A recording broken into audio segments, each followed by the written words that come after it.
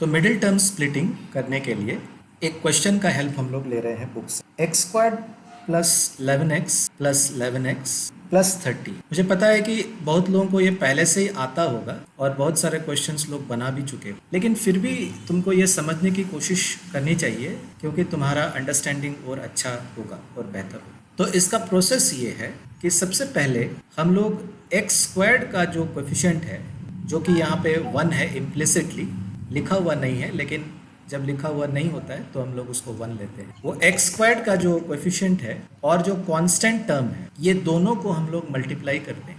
तो ये दोनों को मल्टीप्लाई करने से हमारा जो प्रोडक्ट है 1 ये भी प्लस है और 30 वो भी प्लस है। ये दोनों ही को हम लोग मल्टीप्लाई करेंगे और मल्टीप्लाई करने से इसका जो रिजल्ट है वो रिजल्ट होगा plus 30।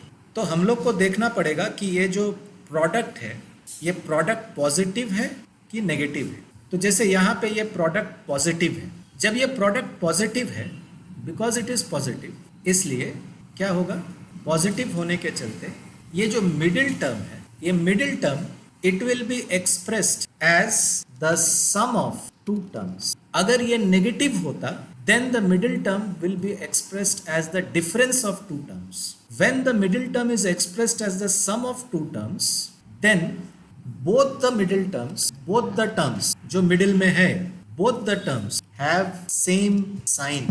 Both the terms have same sign. And what is the sign of both the terms? Both the terms will have the sign that is there over here.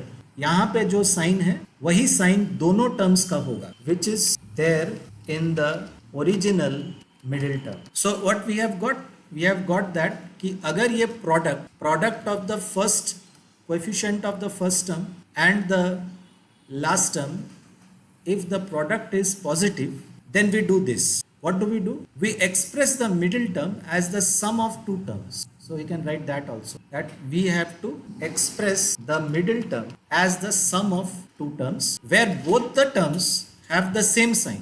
And what will be the sign, same sign for both the terms, which is already there in the original middle term. तो इस case में वो जो दो terms होगा उसका sign जो original middle term में जो साइन है वही होगा, that is positive. Now what will be the two middle terms? In order to find the two middle terms, what we do is we find out the prime factors of this product.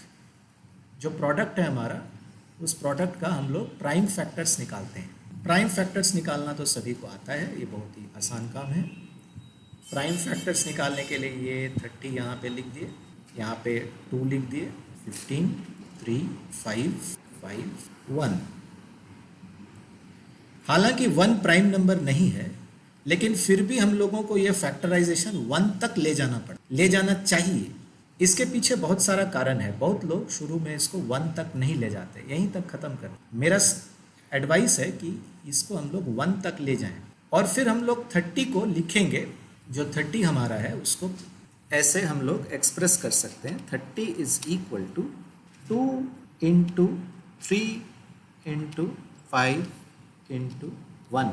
अब इनमें से हम लोग 2 group बना लेंगे. ऐसा 2 group जिसका सम, जैसे कि हम लोग यहाँ देख रहे हैं, हम लोग को सम लेना है, तो जिसका सम कितना होना चाहिए? जिसका सम मिडिल टर्म के बराबर होना, जो कि 11 है. तो यहाँ पे 2 ऐसा ग्रुप बनाएंगे जो 2 ग्रुप का सम वो मिडिल टर्म के बराबर हो जाए. तो ऐसा 2 ग्रुप क्या हो सकता है? एक ग्रुप हो सकता है 2 इंटू 3 और एक ग्रुप हो सकता है 5 इंटू 1. तो 2 इंटू 3 जो है, 2 इंटू 3 ये 6 है और 5 इंटू 1 ये 5 है. बहुत लोग ऐसा सोचते होंगे कि ये 1 लेने की क्या ज़रूरत है. ये 1 कभी कभी बहुत बहुत इम्पॉर्टेंट हो जाता है, इसीलिए ये 1 लेने का प्रैक्टिस हमेशा रहना चाहिए. हम लोग देखेंगे आगे के क्वेश्चंस में कि वो कितना इम्पॉर्टेंट हो जाता है. तो हमारे पास ये 2 ग्रुप्स में ये प्राइम फैक्टर्स बट गए. जो 2 ग्रुप्स का सम अगर इनको हम ऐड करेंगे तो वही होगा जो हमारे क्वेश्चन में मिडिल टर्म का वैल्यू है, कोएफिशिएंट है ये. तो अब हम लोगों को इसको करने में आसानी. तो हम लोग लिखेंगे इक्वल टू, ये फर्स्ट टर्म जैसा है उसको वैसे ही लिख देंगे, x squared.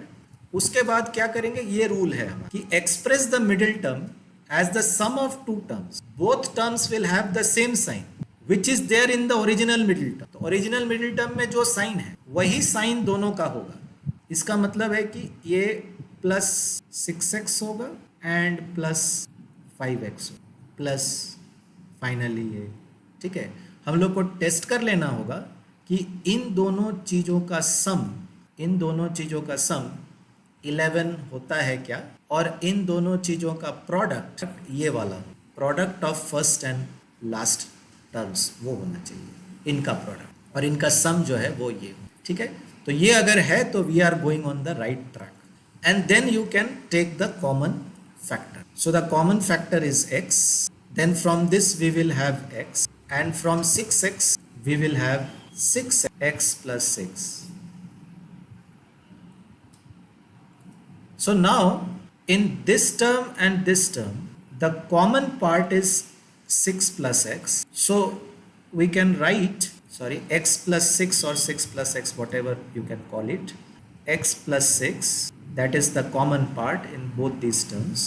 And then from this term if we take x plus 6 common, what is left over is x, and in this term if we take x plus 6 as common, what is left over is 5.